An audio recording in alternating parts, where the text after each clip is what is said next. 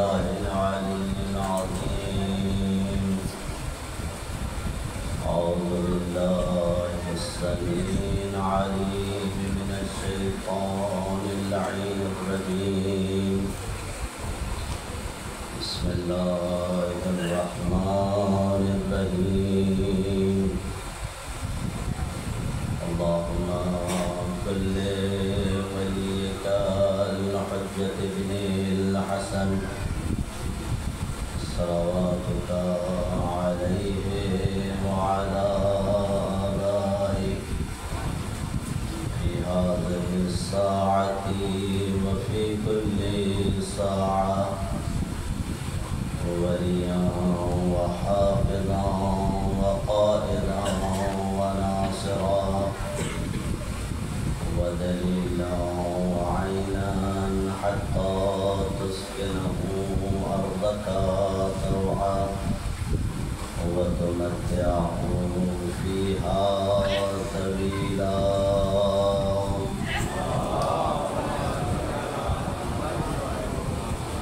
رب اشرح لي صدري ويسر لي أمري واحلل عقدة من لساني يفقهوا قولي الحمد لله الذي هدانا لهذا وما كنا لنهتدي لولا أن هدانا الله الذي لم يتخذ صاحبة ولا ولدا الصلاة والسلام على أشرف الأنبياء والمرسلين خاتم النبيين طه وياسين أبي القاسم محمد وبعلها وبنوها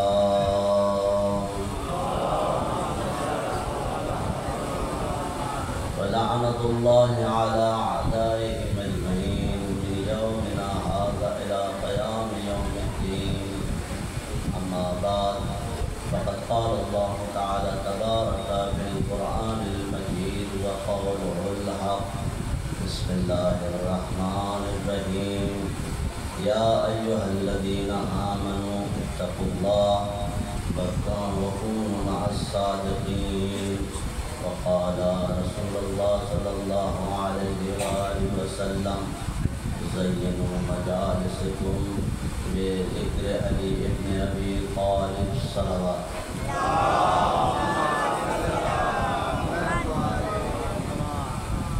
সমস্ত তারিখ প্রশংসা মহান আল্লাহ আপনার পরিচয়ের জন্য যে খোদাবন্দে আলম আমাদেরকে সৃষ্টি করার সাথে সাথে তার উদ্দেশ্যকে জানিয়ে দিয়েছে যে দেখো আমি তোমাদেরকে সৃষ্টি করেছি কেবলমাত্র আমার ইবাদত ও উপাসনা করার জন্য।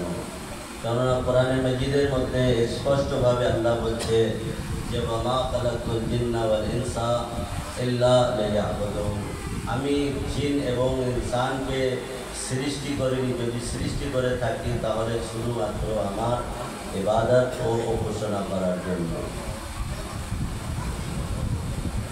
আমি আপনাদের সামনে কোরআন মাজিদের সূরা তাওবার একটি ছোট্ট আয়াতকে তেলাওয়াত করেছি, যার মধ্যে আল্লাহ তাআলা ঘোষণা করছে ইয়া আইয়ুহাল্লাযীনা আমানু, হে ওই ব্যক্তি যারা ঈমান নিয়ে এসেছো। ঈমান অর্থাৎ মুমিন হওয়া আর মুসলমান হওয়া কিন্তু দুটো আলাদা ব্যাপার।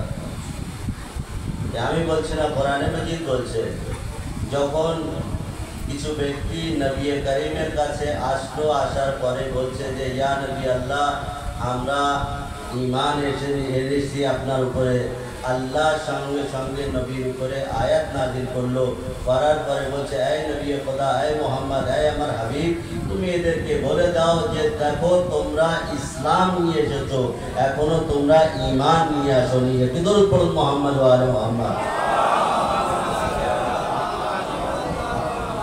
অর্থাৎ মুমিন জিনিসটা আলাদা এবং মুসলমান জিনিসটা আলাদা, অর্থাৎ ঈমান আলাদা, ইসলাম আলাদা। তো এই আয়াতের মধ্যে আল্লাহ বলছে ইয়া আইয়ুহাল্লাযীনা আমানু, এই ওই ব্যক্তি যারা ঈমান নিয়ে এসেছো আল্লাহ এবং আল্লাহর রাসূলের উপরে, ইত্তাকুল্লাহ, তারা কি করো? আল্লাহ থেকে ভয় করো।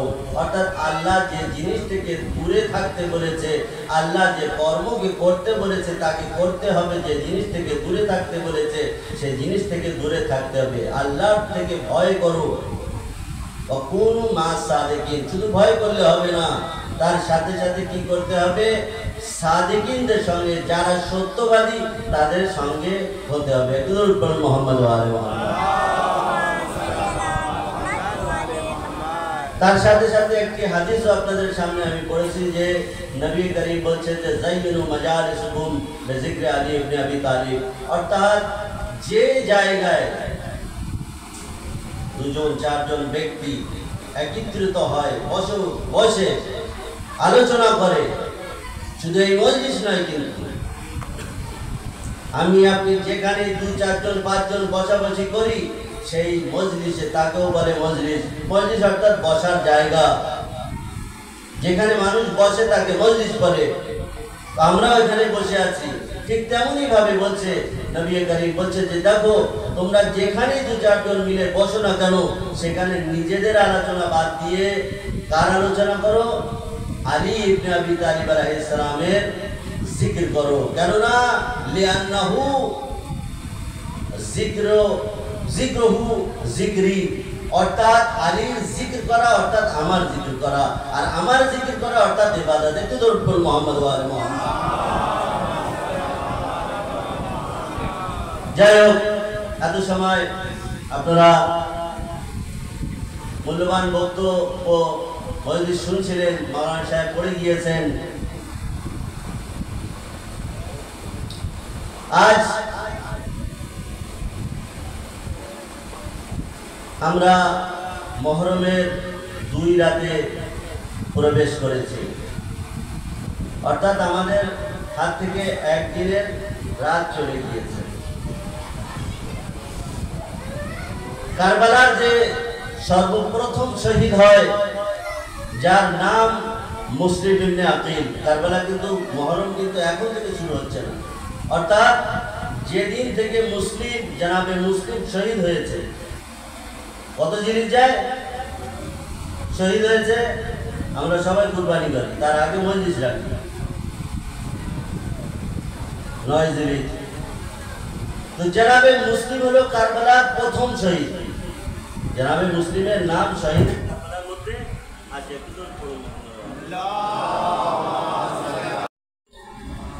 তো যেখানে ছিলাম যে জনাবে মুসলিম ইবনে আকিলের শাহাদাতের থেকে কিন্তু কারবালার শাহাদাতের আগাজ হয়ে গিয়েছে। সব থেকে যে কারবালার শহীদের নামের মধ্যে ফেহরিস্তের মধ্যে নাম আসে সেটা হলো জনাবে মুসলিমের নাম। ইমামে হুসাইন আলাইহিস সালাম, আমি গত বছরও বলেছিলাম আপনাদেরকে কিছু কথা, তার মধ্যে এখানে বলতে চাই যে ইমামে হুসাইন আলাইহিস সালাম কারবালার উদ্দেশ্যে কত তারিখে কোন মাসে সফর করেছিলেন। ইমামে হুসাইন আলাইহিস সালাম সন 60 হিজরিতে 28 রজব মদিনাকে ত্যাগ করছেন।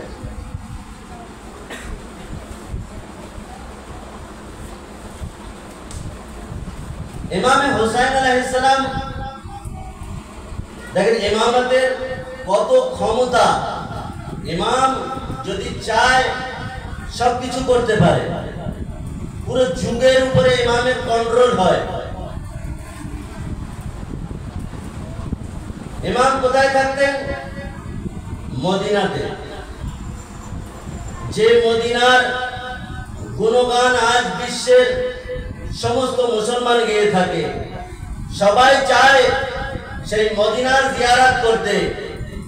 যদি না যেতে পারে, যদি কেউ যায় তাকে বলে যে দেখো ভাই, তুমি যাচ্ছ মদিনায়, তাহলে আমাদের জন্য কিছু হাদিয়া নিয়েছো, যদি না পারো আনতে তাহলে মদিনার থেকে কিছু মাটি এনে আমাদেরকে দিও, আমরা শর্মাস হিসেবে সেটাকে ব্যবহার করে নেব। মদিনার এত সম্মান, যে মদিনাতে নবী বসবাস করে, হযরত মুহাম্মদ মুস্তাফা সাল্লাল্লাহু আলাইহি ওয়াসাল্লামের রওজা যে মদিনাতে আছে, সেই মদিনাকে ইমামে হুসাইন আলাইহিস সালাম ত্যাগ করছে। কেন? যদি চাইতো ইমামে হুসাইন আলাইহিস সালাম মদিনাকে কিন্তু কারবালা তৈরি করতে পারতো, পারতো কি পারতো না? আমার আপনার বিশ্বাস যে ইমামে হুসাইন যদি চাইতো মদিনাকে কারবালা তৈরি করে দিত, কারবালায় যাওয়ার কোনো প্রয়োজন ছিল না। কিন্তু ইমামে হুসাইন আলাইহিস সালাম এটা করলেন না, মদিনাকে ছেড়ে চলে যাচ্ছে। কারণ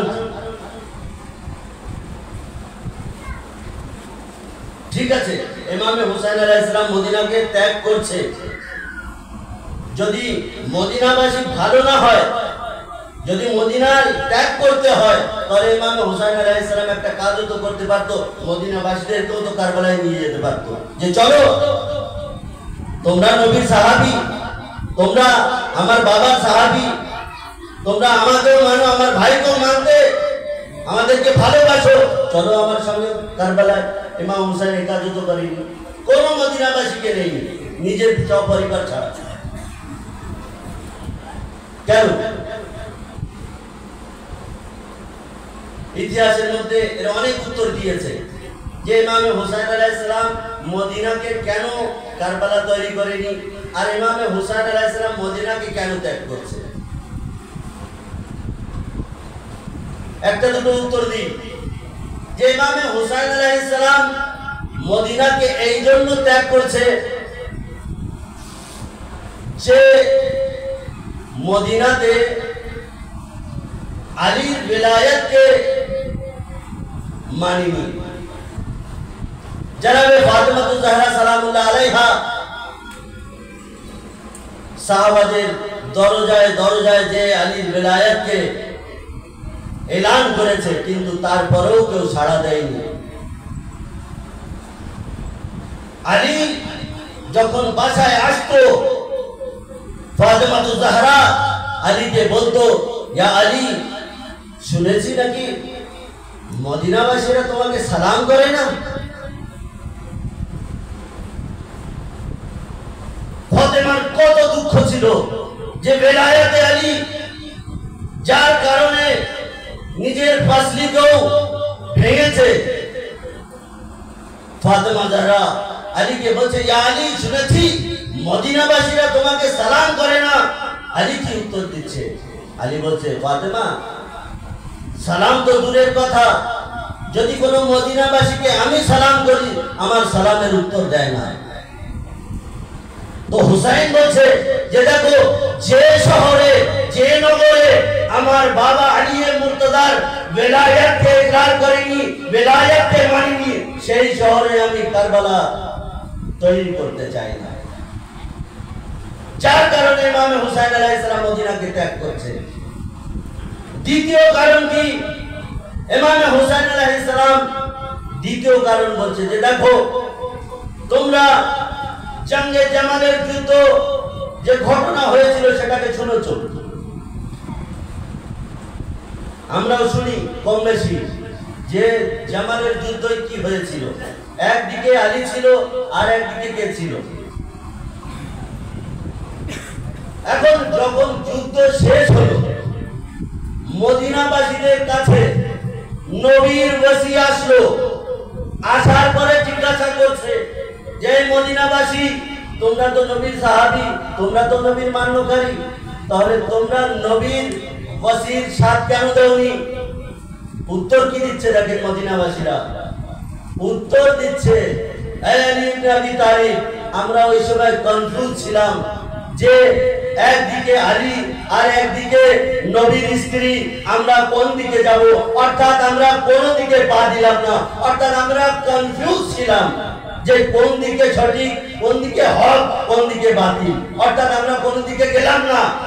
তো হুসাইন বলছে, যে মদিনায় কনফিউজ, যারা নিজে এখনো বুঝতে পারে না যে হক কোন দিকে বাতিল কোন দিকে, তেমন সাহাবা আমার দরকার নেই। অর্থাৎ আমি মদিনার থেকে কোন লোককেও আমি চাই না, আমার সাথে শুধু যাবে আমার পরিবার। দিদর পড়ুন মুহাম্মদ ওয়া আলে মুহাম্মদ। যার কারণে ইমামে হুসাইন আলাইহিস সালাম যখন বায়াত করলো না, অবশেষে কি করলো, মদিনাকে ত্যাগ করার রাস্তা হলো। তো মদিনা ত্যাগ করার যে কারণ, তার মধ্যে দুটো কারণ আপনাদেরকে বললাম। যে এক, মদিনার মধ্যে আলীর বেলায়াতকে কবুল করেনি, যার কারণে হুসাইন মদিনাকে ত্যাগ করছেন।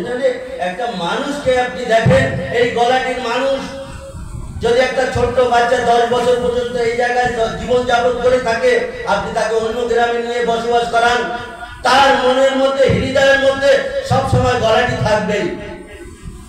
তাহলে হুসাইন, যে হুসাইন ছোটবেলা থেকে নিয়ে 60 বছর পর্যন্ত, 62 বছর পর্যন্ত মদিনাতে বসবাস করেছে, সেই হুসাইনের মন কি চাচ্ছিল মদিনাকে ত্যাগ করার?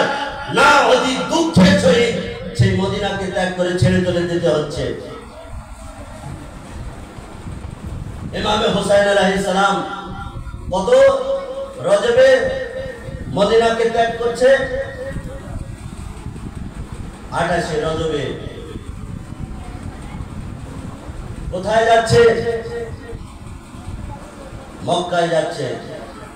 ইমামে হুসাইন আলাইহিস সালাম মক্কায় কবে পৌঁছালেন?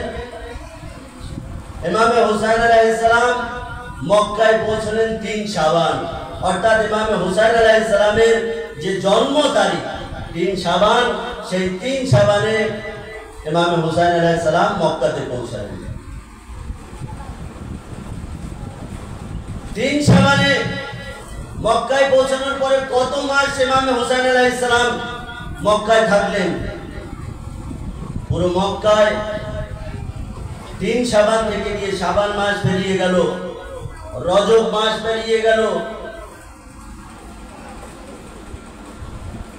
শাবান, রমজান মাস যখন আসলো, ইমামে হুসাইন আলাইহিস সালামের কাছে 10 রমজান, অর্থাৎ যেদিনে জনাবে খাদিজাতুল কুবরা আলাইহিস সালামের মৃত্যু দিবস 10 রমজান, সেই 10 রমজানে সর্বপ্রথম যে চিঠি কুফা থেকে ইমামে হুসাইন আলাইহিস সালামের কাছে আসে। 10 রমজান থেকে নিয়ে ঈদের আগ পর্যন্ত ইমামে হুসাইন আলাইহিস সালামের কাছে চিঠির আম্বার তৈরি হয়ে গেল। চিঠিতে কি লিখলো? মাওলা, আমাদের এখানে চলে আসেন, আমাদের কাছে কোনো ইমাম নেই। তাই যদি কিয়ামতের দিনে প্রশ্ন করে আমাদের কাছে যে তোমরা কেন হেদায়েত প্রাপ্ত হওনি, তাহলে আমরা কিন্তু বলবো যে আমাদের কাছে কোনো ইমাম ছিল না। ইমাম কি করলো? সবে ঈদ কিংবা ঈদের একদিন পরে সমস্ত পরিবারকে এক জায়গায় জমা করলো, এবং জমা করার পরে সবার সঙ্গে মাশওয়ারা করলো। বলতে লাগলো যে দেখো, কুফাবাসীদের এই পত্র আমার কাছে এসে গিয়েছে, তোমরা সবাই দেখতে পাচ্ছ। কুফাবাসী আমাকে ডাকছে যে আমি কুফাতে যাই, তোমাদের পরামর্শ কি বলো? আনসার, আসহাব সবাই সঙ্গে, সপরিবার, আব্বাস সবাই আছে, বলো তোমাদের পরামর্শ কি? সবাই একই কথা বললো যে মাওলা, যে কুফায় আপনার বাবা বসবাস করত, তাকে সেই মসজিদের সেজদার হালাতে এমন অবস্থায় যদি শহীদ করতে পারে, মাওলা এই ধোকায় যেন আপনি যাবেন না, এই ধোকাকে আপনি যেন খাবেন না, মাওলা আপনাকে যেতে হবে না। বলছে তাহলে আমি কিয়ামতের দিনে নানার কাছে কি উত্তর দেব? ইমামে হুসাইন যখন এই কথাকে বলল যে দেখেন ইমাম, আপনি একটা কাজ করতে পারেন, আপনার তরফ থেকে একজন সফিরকে কোথায় পাঠান? কুফাতে পাঠান। যদি দেখে যে হ্যাঁ ওখানকার অবস্থা ভালো, তাহলে আপনি যান, আর যদি দেখেন যে না, তাহলে আপনার যাওয়ার কোনো প্রশ্নই আসে না। তখন জনাবে মুসলিমকে ইমামে হুসাইন আলাইহিস সালাম চুজ করলো। চুজ করার পরে ইমামে হুসাইন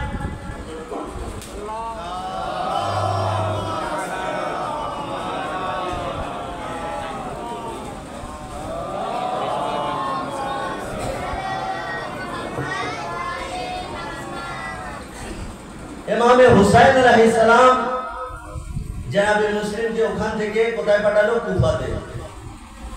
সমস্ত ঘটনা আপনাদের মনের মধ্যে আছে, আমি বিস্তারিত বলবো না, শুধু আপনাদেরকে কিছু এগিয়ে নিয়ে যাওয়ার জন্য।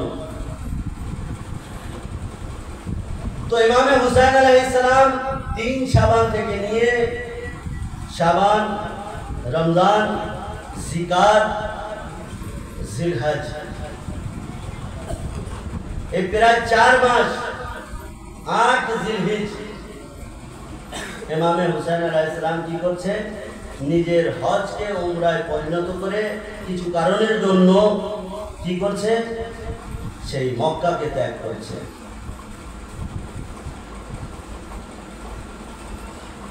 নিজে সেই মক্কাকে ত্যাগ করে নিজের সফরকে আগে বাড়িয়ে আজ সেই 2 মুহররমের রাত, যে 2 মুহররমে ইমামে হুসাইন আলাইহিস সালাম কারবালায়, সরজমিনে কারবালাতে প্রবেশ করে। এটা সবার মাথায় মুহররম আসার আগে এই কথাগুলো কমসে কম থাকা প্রয়োজন, তাহলে বোঝা যায় যে মুহররম কবে শুরু হয়, ইমামে হুসাইন কোথা থেকে সফর শুরু করেছে, হুসাইন থাকতো কোথায়, মারা গিয়েছে কোথায়, তার আগে কে মারা গিয়েছে, তার মাঝখানে কি কর্মগুলো হুসাইনের সঙ্গে হয়েছে, তাহলে বোঝাতে সুবিধা হয়। কোনো বেশি কথা না, হয়তো 5 মিনিটের কথা মাথায় রাখতে হয়, তাহলে বোঝাতে সুবিধা হয়। তো ইমামে হুসাইন আলাইহিস সালাম 2 মুহররমে কোথায় প্রবেশ করলেন? কারবালাতে। তো এখানে আনার পরে বাস কিছু কথা আপনাদের আর আপনাদের জামাত শেষ। যে যাইয়ুনু মাজালিসকুম বিযিকরে আলী ইবনে আবি তালিব, যে আলীর জিক্র দ্বারায় কি করো? নিজের মজলিসকে সাজাও। কেননা আলীর জিক্র ইবাদত, আর আলীর জিক্র অর্থাৎ আল্লাহর জিক্র, আর আল্লাহর জিক্র ইবাদত। এটি দরুদ পড়ুন মুহাম্মদ ওয়া আলি মুহাম্মদ।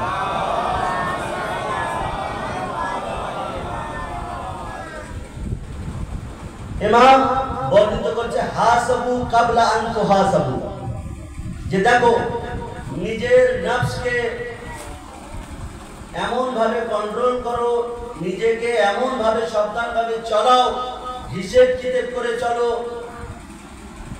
যে তোমাকে কাল যদি কেউ হিসেব নিতে চায় তাহলে তার আগে তোমার নফসকে তুমি কন্ট্রোল করে রাখো। যদি আমরা নিজের পাকে সঠিকভাবে না বাড়াই তাহলে কিন্তু কোনো গর্তই পড়তে পারে। ঠিক তেমনই কাজ 61 হিজরিতে ইয়াজিদ করেছে। ইয়াজিদ নিজের নফসকে কন্ট্রোল করেনি, যে আমি কাজ করছি সে কাজ সঠিক কি ভুল, হক কি বাতিল, সেটা কোনোদিন সে হিসেব করেনি। যার কারণে আজ 1400 বছর পরেও ইয়াজিদের গলায় কিন্তু লানাতের সেই হার জড়িয়ে আছে। তো আমরা ইমামে হুসাইন আলাইহিস সালামের মান্যকারী, যদি আমরা নিজের নফসের হিসাব কিতাব না করে থাকি তাহলে কালকে যখন আমার হিসেব কিতাব হবে তখন আমি কিভাবে বাঁচব?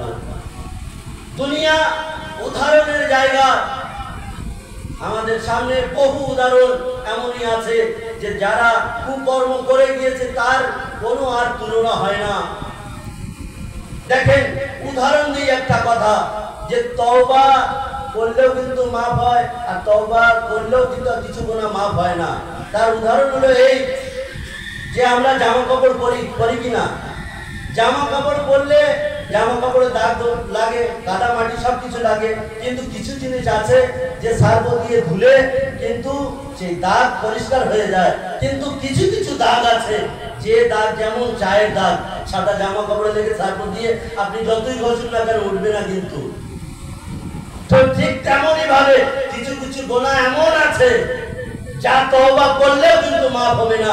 কিন্তু ইমামে হুসাইন আলাইহিস সালামের এমন মর্যাদা আল্লাহ দিয়েছে, যদি হুসাইনের নামে কোনো ব্যক্তি ক্রন্দন করে এক ফোঁটা অশ্রু বার করে, তাহলে সেই দাগও কিন্তু মিটে যাবে। একদম বলুন মুহাম্মদ ওয়া আলে মুহাম্মদ।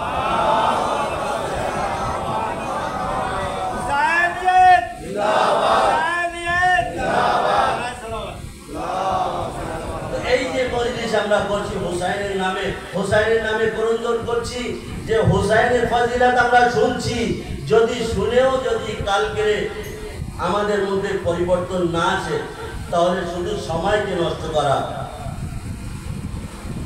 যেমন সময় অন্যরা নষ্ট করেছিল, ঠিক তেমনই ভাবে আমাদের সময়ও কিন্তু অপচয় যাবে। কেননা হুসাইনের মজলিস এমনই এক জায়গা, যে হুসাইনের জিকির শোনার পরে যদি নিজের মধ্যে কোনো চেঞ্জিং না আছে, যে আগামী কাল কিভাবে বসবাস করব, কিভাবে কথা বলবো, কিভাবে আমার কর্মকে করে খাবো, যদি এই জিনিসটা না আসে, তাহলে নিজের সময়কে হুসাইনের মজলিসে কিন্তু অপচয় করা হবে, তাছাড়া অন্য কিছু হবে না। আমাদের মধ্যে আর হুসাইনিদের মধ্যে অনেক পার্থক্য আছে। আমাদেরকে অনেক শোধরানোর প্রয়োজন আছে। কেননা আমরা যদি হুসাইনকে ফলো করে থাকি, যে হুসাইন যে কথা, যে আমল দিয়ে আমাদেরকে বোঝাতে চাচ্ছে, যে আজ কারবালাতে হুসাইন নিজের সপরিবারকে নিয়ে শহীদ হয়েছে, তার মকসদ কিন্তু আর হাল হবে না। ইমামে হুসাইন আলাইহিস সালাম শুধু নয়, সমস্ত আম্বিয়া, সমস্ত নবীদের একই কাজ ছিল। ইমামে হুসাইন আলাইহিস সালামের মধ্যে এমন কি ছিল, যে ওয়াহাবে কালবি নতুন বিবাহিত নিজের স্ত্রীকে ছেড়ে হুসাইনের দিকে চলে আসে। কোন মুসলমান ছিল না, সে কি ছিল? ঈসাই ছিল। কিন্তু হুসাইনের যে আমল, হুসাইনের যে কর্ম, তাকে দেখলো তার মা নিজের সন্তানকে হুসাইনের জন্য শহীদ করে। যে কালকে পর্যন্ত হুসাইনের ঘোড়ার লাগামে হাত রেখে বলল যে হুসাইন, তোমাকে আমি এখান থেকে যেতে দেবো না, সেই ভোর আজ কিভাবে হুসাইনের দিকে চলে আসবে? তো হুসাইনের যে মকসদ, হুসাইনের যে কিরদার, সেটাকে আমাদেরকে ফলো করতে হবে। যদি না হয়, তাহলে তাদের মধ্যে আমাদের মধ্যে পার্থক্য কি? আজ আমরা এখানে বসে আছি, কালকে যদি আমাদের মধ্যে হুসাইনি হওয়ার চেঞ্জিং না আসে, তাহলে কোনো লাভ নেই। আমাদের মধ্যে আর যে ওই কারবালায় হুসাইনি ছিল, তাদের মধ্যে অনেক পার্থক্য। আর যদি কোনো ব্যক্তি সুদখোর হয়, অনেক পয়সা জমা করে, কাল তওবা করে হজে যাচ্ছে, তাকে বলবে, হ্যাঁ, এতদিন ধরে সুদ খেয়ে পয়সা জমা করে এখন আল্লাহর কাছে হজ করতে যাচ্ছে। এক সাহাবী, সে কাল যদি তওবা করে মসজিদে নামাজ পড়তে আসে, আমরা তাকে কি বলি? হয়তো তাকে সামনাসামনি বলি না, পিছনে 5 জন মিলে বসে বলি, হ্যাঁ, কাল পর্যন্ত মদ খেয়েছে, আজকের বড় মুসল্লি হয়ে গিয়েছে, বলি কিনা? এটা শুধু আমি আপনি নয়, সমস্ত জায়গায় এই কথা। কিন্তু হুসাইনি যে পরিবার ছিল, হুসাইনের যে আসহাব আনসার ছিল, তাদের মধ্যে এই গুণ কিন্তু ছিল না। এই আমাদের মধ্যে চেঞ্জিং নিয়ে আসতে হবে। কাল পর্যন্ত যে হুসাইনের লাজামে ফারাজে ধরে বলল যে হুসাইন, তোমাকে আমি যেতে দেব না, তখন হুসাইন বলল যে দেখো, তোমার মা তোমার শোকে কাঁদতে বসুক। তখন হুসাইনকে উত্তর দিল, যদি আপনার মা ফাতেমাতুজ জাহরা না হতো, তাহলে আপনাকেও আমি এমনই ভাষায় উত্তর দিতাম। সেই যখন সুবে আশুর হুসাইনের খায়মায় আসলো, আসহাব ও আনসার নিজের সব পরিবার এমন কোনো আলোচনা করলো না যে কালকে তুমি আমার ভাইয়ের লাজামে ফারাজে হাত দিয়েছিলে, আজ তোমাকে আমার দরবারে কি মর্যাদা দেব? কোন সাহাবী বলেনি, ইয়া হুসাইন, হে আমার ওয়াক্তের ইমাম। এ ভালো লোক না, এ হোরকে আমাদের পাশে বসিও না। কিন্তু আজ আমাদের মাঝখান থেকে যদি কোনো লোক ভালো হতে চায় তাহলে সেই ব্যক্তির ব্যাপারে বলে যে কাল পর্যন্ত তো এমন ছিল, আজ কেমন ভাবে নামাজ পড়তে আছে, আজ কেমন হাজি হয়ে গিয়েছে। একটু দরুদ পড়ুন মুহাম্মদ ওয়া আলে মুহাম্মদ। তো আমাদেরকে চেঞ্জিং আনতে হবে যদি আমরা হুসাইনি হতে চাই। হুসাইন আমাদেরকে কি শিক্ষা দিচ্ছে আর আমরা কোন শিক্ষা দিচ্ছি? আমরা যে শিক্ষা হুসাইন দিচ্ছে সেই শিক্ষা থেকে দূরে চলে যাচ্ছি। অপরের শিক্ষাকে আমরা নিজেদের মধ্যে আনছি। নিজের কালচারকে অন্যের কালচারের মধ্যে দেখতে হবে যে আমার কালচার আমার ইমামের কালচার কিনা, সেটাকে ফলো করতে হবে যদি হুসাইনি হতে চাও। নইলে কোনো হুসাইনি হওয়া তো নিজের সময়কে নষ্ট করা হবে। একটি দরুদ পড়ুন মুহাম্মদ ওয়া আলে মুহাম্মদ।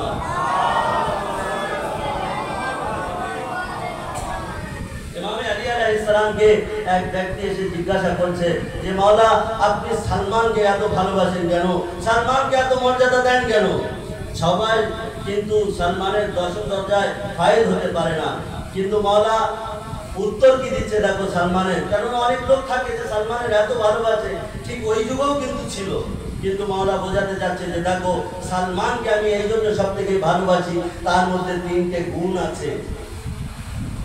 সব থেকে প্রথম গুণ যে সালমান যে কাজ করে সেই কাজের মধ্যে দেখে যে আমি যদি এই কাজকে করি আমার মাওলা এর থেকে রাজি হবে কিনা, আমার মাওলা খুশ হবে কিনা, আমার মাওলা এই কাজ থেকে ভালো উপদেশ যেটা দিতে চাই সেটা আমার মাওলা সেই জিনিসটা বলে গিয়েছে কিনা। অর্থাৎ মাওলাকে খুশি করানোর জন্য সালমান নিজের কাজকে করত, অর্থাৎ যে কাজকে মাওলা পছন্দ করত সেই কাজ সালমান করত, অন্য কোনো কাজ করত না।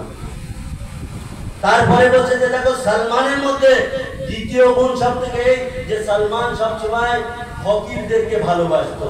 কোন আমিরের কোন বড় লোকের কাছে বসতো না, কোন বড় লোকের ধার ধরতো না, কেননা বড় লোকের কাছে উঠলে বসলে তার মর্যাদাও কমবে, সে হয়তো মনে করবে আজ এসেছে কালকে হয়তো কিছু চাবে, এটাও তো হতে পারে। অর্থাৎ সালমান সবসময় ফকিরের সঙ্গে যারা গরিব লোক তাদের পাশে দাঁড়াতো, তাদেরকে সাহায্য করত, তাদেরকে মদত করত। তাই সে মসলা মসাইল হোক কিংবা খেলাফতে দরবারিতে কোনো কাজের সাহায্য, যার কাজ ভালো হচ্ছে না, কেননা সালমান ছিল তাদের থেকেও বড়। অর্থাৎ সালমানকে দেখে তারা ভয় পেত। সমস্ত গরিব মানুষের কাজ সালমান দ্বারা উদ্ধার হতো। একটু দরুদ পড়ুন মুহাম্মদ ওয়া আলে মুহাম্মদ।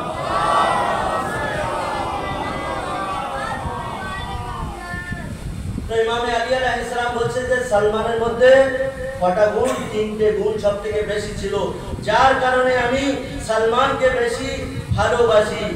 আর তৃতীয় গুণ হলো যে সালমান সবসময় কি করত? যারা শিক্ষিত ব্যক্তি, যারা ওলামা ছিল, যারা জ্ঞানী ছিল, ওলামা বলতে এখানে যে কোনো আলেম দ্বীন হবে তার কথা না, জ্ঞানী ব্যক্তিদের কাছে সালমান সবসময় ওঠা বসা করতো, দেখতো যে এই ব্যক্তির মধ্যে কত জ্ঞান আছে, এই ব্যক্তির থেকে আমি কি পেতে পারি, আমি ভালো জিনিসটাই সবসময় জ্ঞানী ব্যক্তির কাছ থেকে পাবো। যার কারণে মাওলানা কায়নাত আলী ইবনে আবি তালিব আলাইহিস সালাম সালমানকে সব থেকে বেশি ভালোবাসতো। শুধু এই যুগে নয় যে আলীর চাহনেওয়ালাদের মধ্যে এই শুধু এই জিনিসগুলো আছে না, তার আগেও কিন্তু ছিল। কিন্তু মাওলাদের যে কাজ যেটা বোঝাতে চায় যে আমার পরে আমার উম্মতেরা, আমার নানার আমার মুহাম্মদ যে নবী তার উম্মতেরা যেন কোনো রাস্তায় এমন কাজ না আসে যে তারা বুঝতে না পারে, তার জন্য আমাদেরকে এই শিক্ষাগুলো দিয়ে যাচ্ছে। ইমামের কাছে, ইমামের সাদিক আলাইহিস সালামের কাছে এক ব্যক্তি এসে বলছে যে মাওলা 1400 বছর হয়ে গিয়েছে, আমি চাই আপনার নানা দাদা ইমামে হুসাইন আলাইহিস সালামের কাছে যেতে, জিয়ারত করতে চাই। ইমামে সাদিক আলাইহিস সালাম বলল যে ঠিক আছে যাও, অসুবিধা নেই। বলছে মাওলা আমি আপনার কাছে এসেছি কিছু বার্তা দিতে, যে আমি ওখানে তো যাব, কিন্তু যাওয়ার কি করণীয় আছে সেটা কিন্তু আপনি বলতে পারবেন? বলছে হ্যাঁ যাও। বলছে কি? বলছে সব থেকে প্রথম যখন তুমি কারবালার যে 4 ফারসাখ যে 5 কিলোমিটার এরিয়া আছে, যে এরিয়াটা কারবালা ইমাম হুসাইন আলাইহিস সালাম কিনেছিলেন, তার মধ্যে যখন তুমি যাও সব থেকে সর্বপ্রথমে তুমি 7 বার পড়ো সুবহানাল্লাহ ওয়ালহামদুলিল্লাহ ওয়া লা ইলাহা ইল্লাল্লাহু আল্লাহু আকবার।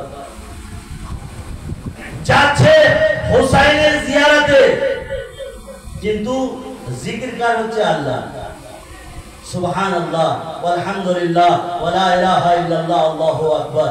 জিকিরকার হচ্ছে আল্লাহ। অনেকে হয়তো বলবে যে তো শিরক, হুসাইনের কাছে যাচ্ছে, হুসাইনের জিয়ারত করা মানে শিরক, কিন্তু হুসাইনের যে জিয়ারত করতে যাচ্ছে সেখানে কার জিকির হচ্ছে? সেখানে আল্লাহর জিকির হচ্ছে, অর্থাৎ হুসাইনের জিকির হচ্ছে না, সেখানে হচ্ছে আল্লাহর জিকির, অর্থাৎ এটা বিদআত নয়। তারপরে বলছে মাওলা আর কি বলবো?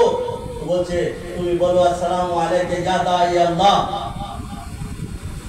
অর্থাৎ আমার সালাম ওই ব্যক্তির উপরে যে ব্যক্তি আল্লাহর দিকে কোন বান্দাকে দাওয়াত করে। তাহলে এখানে শিরক কিভাবে আছে? জিয়ারত হচ্ছে হুসাইনের, জিকির হচ্ছে আল্লাহ। ইমামের একটা কাজ ছিল যে বান্দাকে আল্লাহ থেকে মিলানো, অর্থাৎ এখনো পর্যন্ত ইমামে হুসাইন আলাইহিস সালাম কি করছে? নিজের বান্দাদেরকে, নিজের চাহনেওয়ালাদেরকে আল্লাহর থেকে ওসিলা করে দিচ্ছে যে দেখো আমি দুনিয়াতে নেই, কিন্তু আমার মাধ্যম এখনো এই দুনিয়াতে আছে। যদি কোনো ব্যক্তি আমার দরবারে আছে, সে এই জিকির তালবিয়া তাকে পড়তে হবে। একজন বলুন মুহাম্মদ ওয়া আলে মুহাম্মদ। ইমামের কাজ যা ছিল ঠিক তেমনি ভাবে নবীদেরও কাজ ছিল। নবীরও কাজ ছিল বান্দাদেরকে তার প্রভুর কাছে, তার রবের কাছে পৌঁছে দেওয়ার দায়িত্ব। নূহ নবী আসলো, আসার পরে মানুষদেরকে হেদায়েত করলো, আল্লাহর কাছে পৌঁছাতে চাইলো, যতটুকু সম্ভব পৌঁছে দিয়ে গেল। একের পর এক নবী আসতে থাকলো, 1,24,000 পয়গম্বর। অবশেষে যে মুহাম্মদ আসলো, যখন নিজের দ্বীনের তাবলীগকে শুরু করলো, শুরু করার সময় যখন বললো যে দেখো কুল লা ইলাহা ইল্লাল্লাহ তুফলিহু, এসো তোমরা আল্লাহর দিকে, আল্লাহ বলো এক, তোমরা নাজাত পেয়ে যাবে। যখন এইভাবে প্রচার শুরু করতে লাগলো, একদিন আরবের সেই লোকেরা আছে মুহাম্মাদের কাছে, মুহাম্মদ দেখো আমরা দুজনে মিলে, তুমি অর্থাৎ তোমার রবের যে তাবলীগ করছো আর আমাদের যে খোদা আছে আমরাও তাবলীগ করি, এসো মীমাংসা করে নি। বলছে কি মীমাংসা করতে চাও? বলছে যে দেখো তুমি তোমার রবের তাবলীগ করছো, আমরা আমার রবকে ভালোবাসি, আমাদের খোদাকে ভালোবাসি, অর্থাৎ এটাই মেনে নিই আমরা যে 1 বছর আমরা তোমার খোদাকে মানি, 1 বছর আমরা সবাই মিলে তোমার খোদাকে মানবো। দ্বিতীয় বছর যখন শুরু হবে তখন থেকে তুমিও আমাদের খোদাকে মানবে, অর্থাৎ 1 বছর তোমার খোদা, 1 বছর আমাদের খোদা। মুহাম্মাদের কাছে প্রস্তাব দিল। মুহাম্মদ যখন এই প্রস্তাবকে শুনলো, আল্লাহ কোরআনের আয়াত নাযিল করলো, বল ইয়া আইয়ুহাল কাফিরুন লা আ'বুদু মা তা'বুদুন, এই কাফির তোমরা শুনে নাও, তোমরা যাকে ইবাদত করো, যাকে সিজদা করো, তাকে আমি কখনোই ইবাদত করি না আর কখনো ইবাদত করব না। বলছে মুহাম্মদ এখনো সময় আছে, মেনে নাও, তোমাকে এত ধন দৌলত দেওয়া হবে যে তুমি আরামে বসে তোমার যুগ তার যুগ খেতে পারবে। আর এই আরবের বুকে যদি কোনো কন্যার উপরে, কোনো নারীর উপরে তুমি হাত রেখে দাও, সে নারী তোমার হয়ে যাবে। মুহাম্মদকে প্রস্তাব দিল।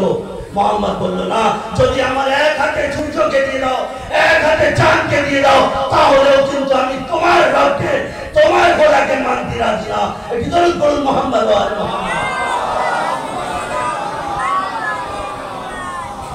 মুহাম্মদ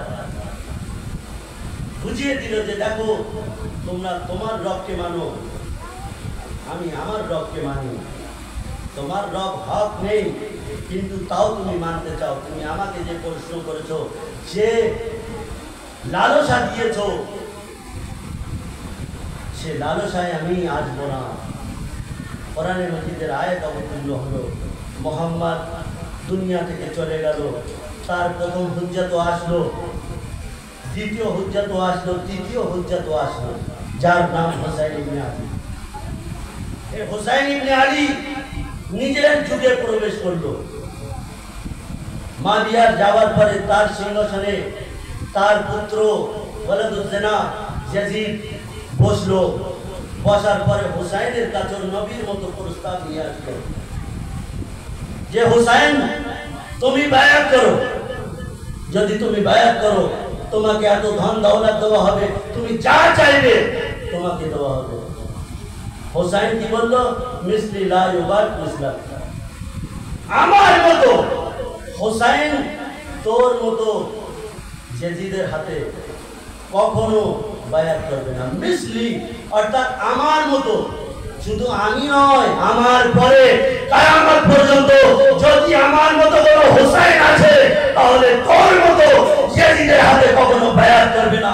এটি দরুদ পড়ুন মুহাম্মদ ওয়া আলি মুহাম্মদ।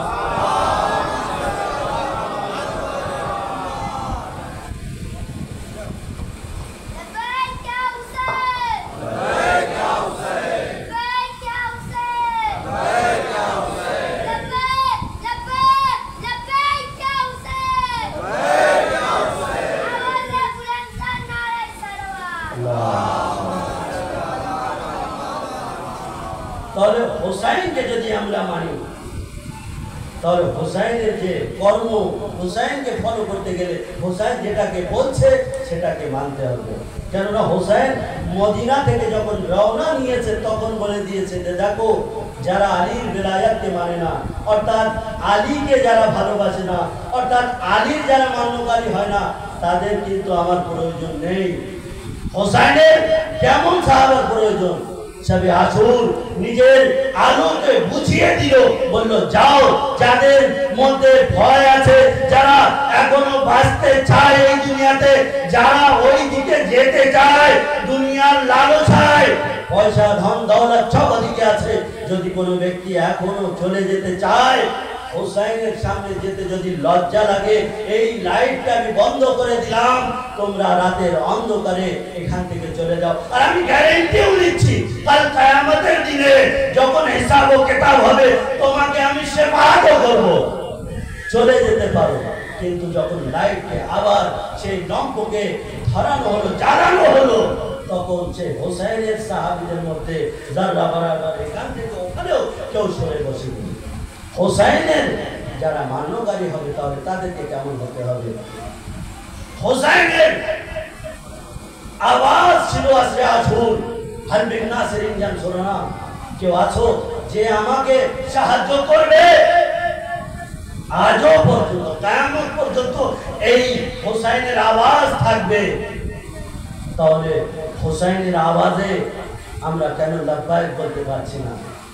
যে হুসাইন যা লাইতানি কুনতু মাআকুম ফাফুজা মাআকুম, এই হুসাইন যদি কাল আসরে আশুর আপনার ওখানে থাকতাম তাহলে আমরা আপনাকেও মদদ করতাম। এই জিয়ারত পড়ি কিনা আমরা? যা লাইতানি কুনতু মাআকুম, এই হুসাইন যদি কাল আসরে আশুর ওখানে থাকতাম, আপনার সাথে আমরাও যুদ্ধ করতাম, আপনার জন্য আমরাও জান দিয়ে দিতাম। তাহলে আজ তো হুসাইন নেই, তাহলে আজ হুসাইনের এই আওয়াজ কিয়ামত পর্যন্ত কেন আছে? হুসাইন দেখিয়ে যাচ্ছে যে দেখো, শুধু এই আওয়াজ কিন্তু আজকের জন্য না, কিয়ামত পর্যন্ত আমি দিয়ে যাচ্ছি।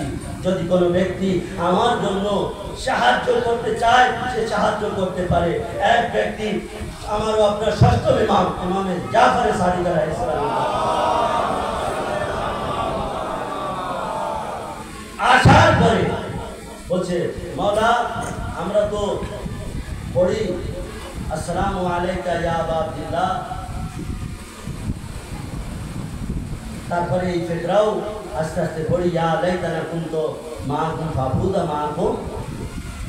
তো হুসাইন তো চলে গিয়েছে, আমরা তো 1400 বছর পরে জীবন যাপন করছি। হুসাইনের কিভাবে মদত করব?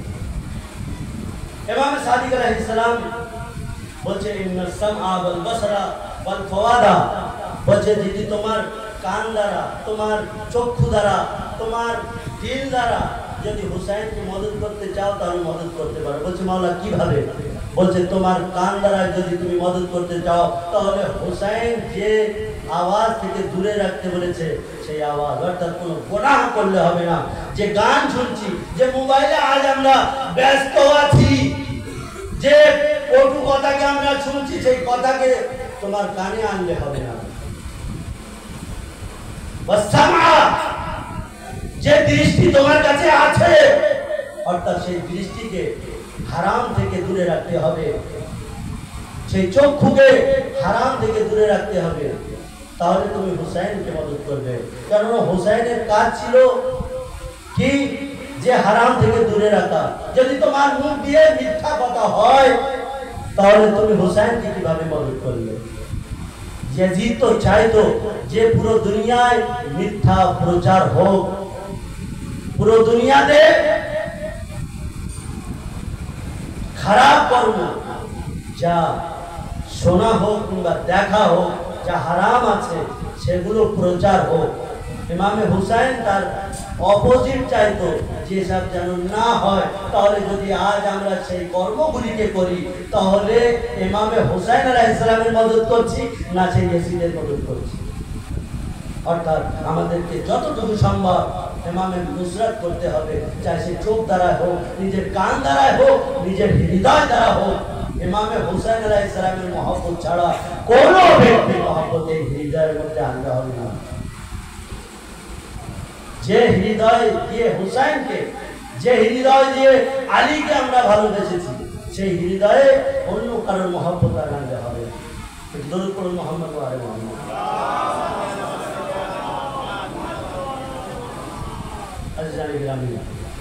সময় অনেক হয়ে গিয়েছে, আজ এখানে আপনাদের রহমতকে সমাপ্ত করতে চাই। ইনশাআল্লাহ আগামী দিনেও শুনবেন ফাদায়েলে আহলে বাইত, ফাদায়েল ওয়া মাসায়েবে ইমামে হুসাইন আলাইহিস সালাম। আজিজো, আমরা দেখতে দেখতে দ্বিতীয় মুহররমের রাতে প্রবেশ করে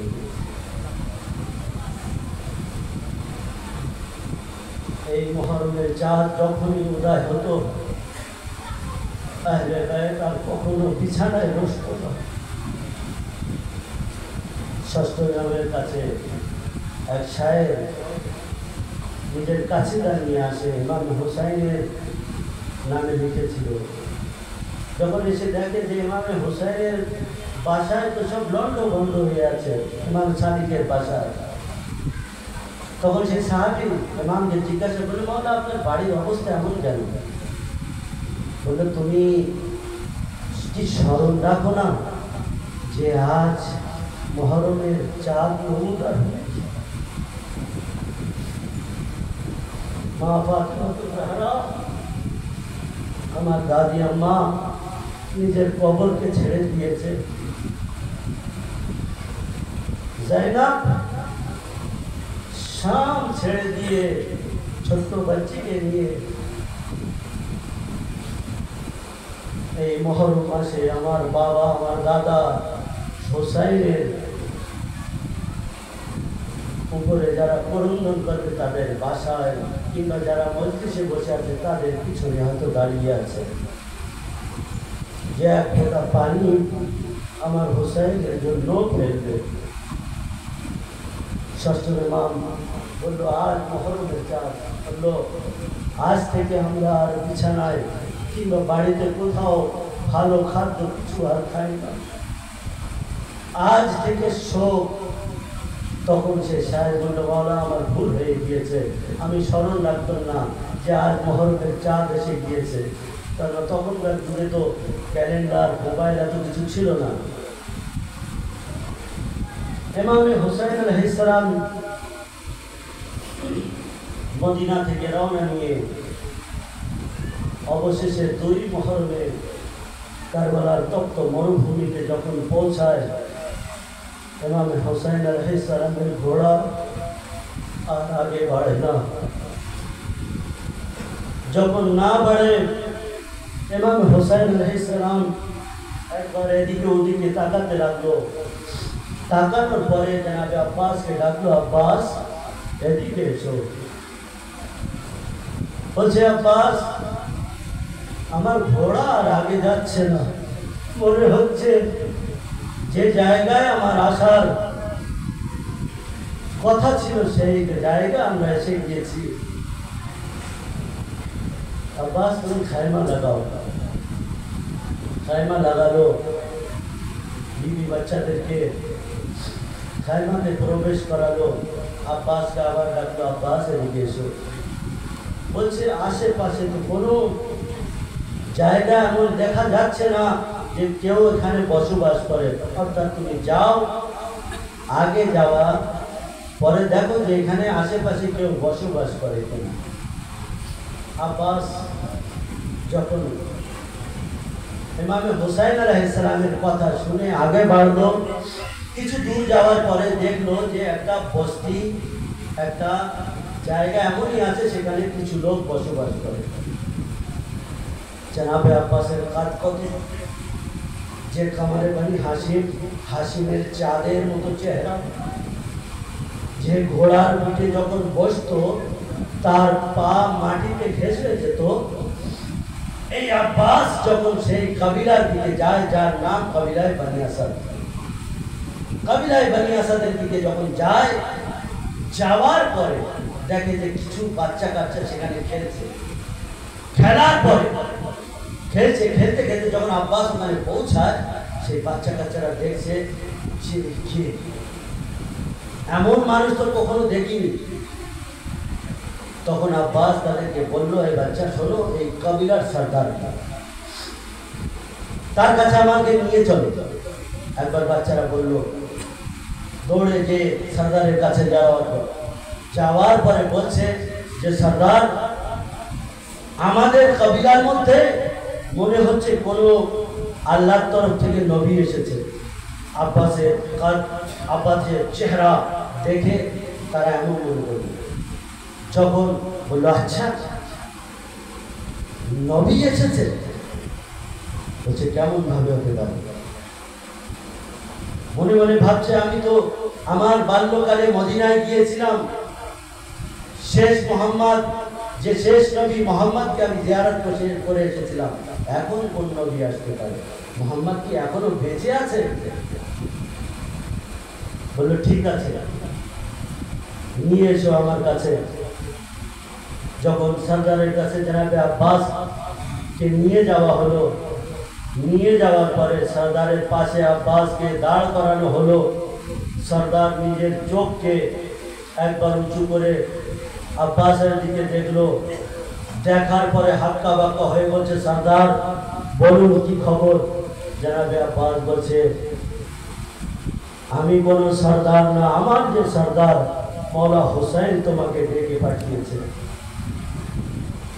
একবার আব্বাসের সাথে সেই বনি আসাদের যে সর্দার ছিল সে গেল ইমামে হুসাইন আলাইহিস সালাম কাছে, ডাকলো।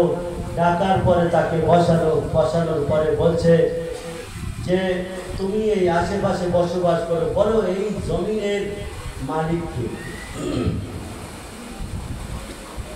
তখন বললো যে দেখো মালিক কেন খুঁজছো, তুমি কতদিন থাকতে চাও এখানে? বলছে যতদিন তোমার ইচ্ছা থাকার আছে তুমি এখানে থাকো, তারপর চলে যাবে। ইমাম হুসাইন আলাইহিস সালাম নিজের পরিচয় দিচ্ছে না আগে। ইমাম হুসাইন আলাইহিস সালাম বলছে যে না, আমি এই জমিনকে খরিদ করতে চাই, কিনতে চাই। বলছে এই ব্যক্তি, তুমি কেন এই জমিনকে কিনতে চাও? বলছে আমি এই জমিনকে এই জন্য কিনতে চাই যেখানে আমি আমার সপরিবারকে নিয়ে থাকতে চাই। তখন সেই ব্যক্তি বলছে, এ ভাই তুমি এই জমিনকে কিনো না, এই জমিনে থাকার মতো নয়। আজ পর্যন্ত এই জমিনে কেউ থাকার জন্য এসে থাকতে পারেনি, সবসময় মুসিবত। বলছে এই রাতে এই জমিন থেকে কাদার আওয়াজ আসে, হায় হোসেন, হায় হোসেন, এই আওয়াজ আসতে থাকে। ভাই তুমি তোমার সপরিবারকে নিয়ে তুমি এখানে বসবাস করো না। বলছে না, আমি এই জমিনকে কিনতে চাই। ইমাম হুসাইন আলাইহিস সালাম যখন অবশেষে তাকে রাজি করালো এবং সেই জমিনের পয়সা ইমাম হুসাইন আলাইহিস সালাম তাকে দিল, দেওয়ার পরে ইমামে হুসাইন আলাইহিস সালাম বলল যে দেখো ব্যক্তি, আমি এই জমিনকে খরিদ করেছি, কিন্তু এই জমিন তোমাকে আমি আবার হাদিয়া করে দিতে চাই, হেবা করে দিতে চাই। বলছে কেন, তাহলে কেনার কি প্রয়োজন ছিল? বলছে হুসাইন কারো ধার রাখে না, হুসাইন চায় না কোন লোকের জায়গায় দুই রাকাত নামাজ পড়ব। হুসাইন নিজের জায়গা সেই নামাজ পড়তে চায়। বলছে তাহলে কেনার কি প্রয়োজন ছিল যে আমাকে আবার হেবা করে দিবে? বলছে তার কিছু কারণ আছে। বলছে কারণ আমি পরে বলবো, কিংবা কারণ পরে বুঝতে পারবে। তার মধ্যে একটা কারণ এই যে এখানে আমার সব পরিবারকে হত্যা করা হবে। তখন সেই ব্যক্তি বলছে কবিলায় বনি আসাদের সেই সরদার বলছে তাহলে আপনি কেন এখানে চলে এসেছেন? আপনি অন্য কোথাও চলে যান। বলছে না, আমার মুকদ্দরে এই জমিনে কারবালা এই আছে, নাইনওয়াতে আছে, এখানে আমি থাকতে চাই। কিন্তু যখন সেই জমিনকে হেবা করলো, মাওলা হুসাইন বললো যে দেখো এই জমিনকে আমি তোমাকে দিয়ে যাচ্ছি, কিন্তু একটা শর্ত আছে যে কাল হয়তো কারবালার জমিনের উপরে আমার জায়েররা, আমার শিয়ারা আসবে, তাদেরকে তুমি 3 দিন কি করো খেয়াল রেখো, তাদের যেন কোনো কষ্ট না হয় এমন ব্যবস্থা করে দিও। বললো ঠিক আছে। বলছে আরো একটা শর্ত আছে। বলছে আশরে আশুর মুহররমের 10 তারিখ পেরিয়ে যাবে, যেন তোমার কবিলার কোনো ব্যক্তি এই আরজে কারবালার দিকে না আসে। অর্থাৎ 10 মুহররম পর্যন্ত এই কারবালার দিকে তোমার কবিলার কোনো ব্যক্তি আসতে পারবে না। বললো ঠিক আছে। বললো তৃতীয় শর্ত এই হলো আমার যে তোমার বৃদ্ধাদের উপরে, তোমার বাচ্চাদের উপরে, তোমার মহিলাদের আমি কিছু কথা বলতে চাই, ওসিয়াত করতে চাই। বললো কি ওসিয়াত? বললো তোমাদের বৃদ্ধদেরকে ডাকো। ডাকার পরে তাদেরকে বোঝাতে লাগলো। বললো যে দেখো আমার এই সপরিবার আশরে আশুরে কি হবে, এখানে শহীদ করা হবে, কিন্তু কিছু লোক হবে তার মধ্যে, তাদেরকে নিয়ে যে তাদেরকে দাফন কাফন করানো হবে, কিন্তু হুসাইন এবং তার পরিবারকে দাফন করানো হবে না। তোমরা যদি পারো তাহলে একটু এসে পরে হুসাইন এবং তার পরিবারদেরকে দাফন করে যেও বলে পাঠালো। বললো তোমাদের বাচ্চাদেরকে পাঠাও। একবার বাচ্চাদেরকে আসলো, আসার পরে হুসাইন তাদেরকে বলছে এই বাচ্চারা তোমাদেরকে আমি কিছু বলতে চাই। বলছে বলুন। বললো যে দেখো তোমাদের বাবাকে ওসিয়ত করে দিয়েছি, কিন্তু তোমাদেরকে আমি বলতে চাই যদি কালাসে আসুন তোমার বাবারা ভয়ে পালিয়ে যায়, কিন্তু ভয়ে যদি নাও আসতে পারে, তোমরা তো বাচ্চা, তোমরা খেলতে খেলতে হুসাইনের উপরে এক মুঠো মাটি ছড়িয়ে দিয়ে হুসাইনকে দাফন করে দিও।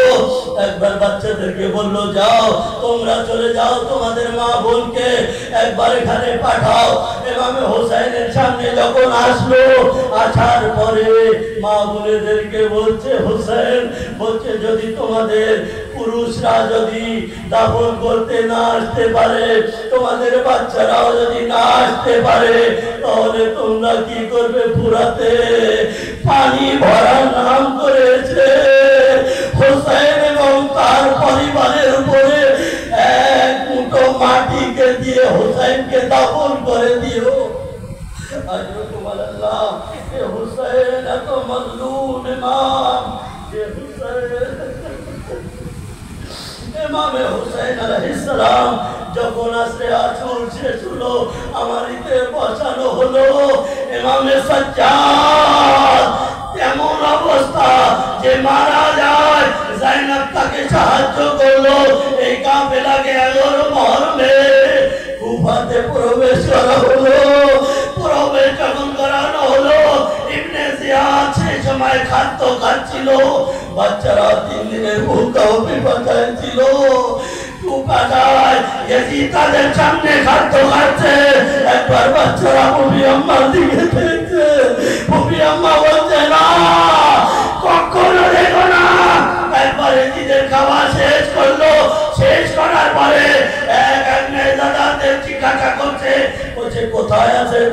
মাথা নিয়ে এসো আমার কাছে। একবার এক মাথাকে আনা হলো যার নাম আলী আকবর। সেই মাথাকে যখন দেখলো তাকে বললো যে এই মাথা কে এনেছে? বললো অমুক ব্যক্তি। বললো তাকে ডাকো। বলছে হুসাইনের মাথা কি এনেছো? বলছে হ্যাঁ এনেছি। বলছে কেন এনেছো? হুসাইন তো আগেই মারা গিয়েছিল।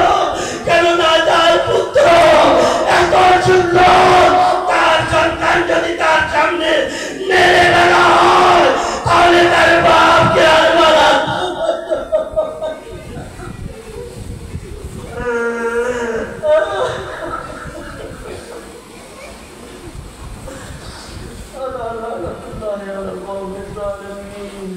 وسيعلم الذين ظلموا لا إله إلا الله محمد وعلى محمد